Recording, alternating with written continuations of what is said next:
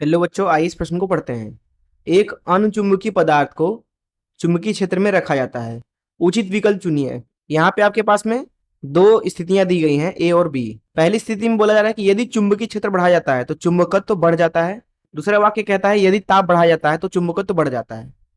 और पहला ऑप्शन है ए और बी दोनों सत्य है। दूसरा ऑप्शन है ए सत्य है परंतु बी असत्य है। तीसरा ऑप्शन है बी सत्य है परंतु ए असत्य है। चौथा ऑप्शन है ए और बी दोनों असत्य हैं। आइए इस प्रश्न की मुख्य अवधारणा की चर्चा करें। तो दरअसल चुंबकीय गुणों के आधार पर पदार्थ तीन प्रकार के होते हैं।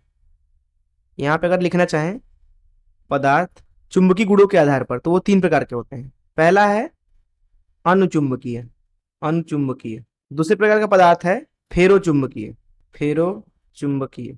और तीसरे प्रकार का पदार्थ है प्रतिचुंबकीय, प्रतिचुंबकीय। दरअसल ये तीन प्रकार के पदार्थ इस तरीके से बांटे गए हैं कि ये दरअसल बाहरी चुंबकीय क्षेत्र से किस तरह से व्यवहार करते हैं। अगर आपके पास में एक अनुचुंबकीय पदार्थ है और उसको आप चुंबकीय क्षेत्र के अंदर रखते हैं तो दरअसल जो अनुचुंबकीय पदार्थ है वो चुंबकीय क्षेत्र को थोड़ा थोड़ा खींचता है अपनी तरफ। वहीं बात करें फेरोचुंबकीय की तो ये चुंबकीय क्षेत्र को बहुत ही ज्यादा ज्यादा खींच लेते हैं अपने अंदर।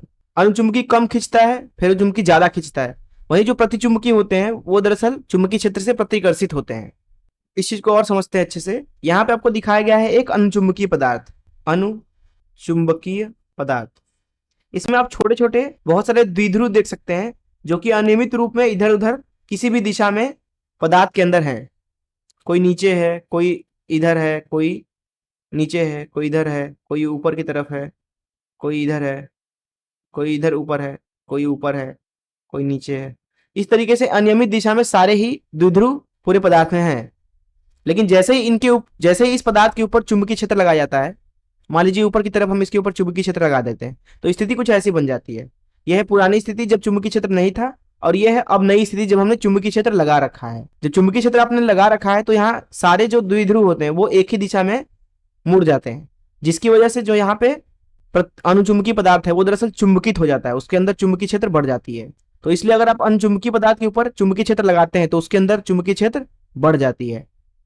वहीं यहाँ पे अगर हम इसका ताप बढ़ाएं, तो इसका ताप अगर हम बढ़ाते हैं तो होता यह है कि जो ये द्विध्रुव है इनकी अनियमित गति बढ़ जाएगी।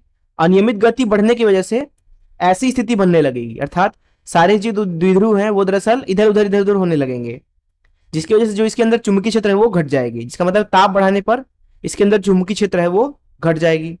तो इस मुख्य अवधारणा का इस्तेमाल करके आइए इस प्रश्न को हल करें।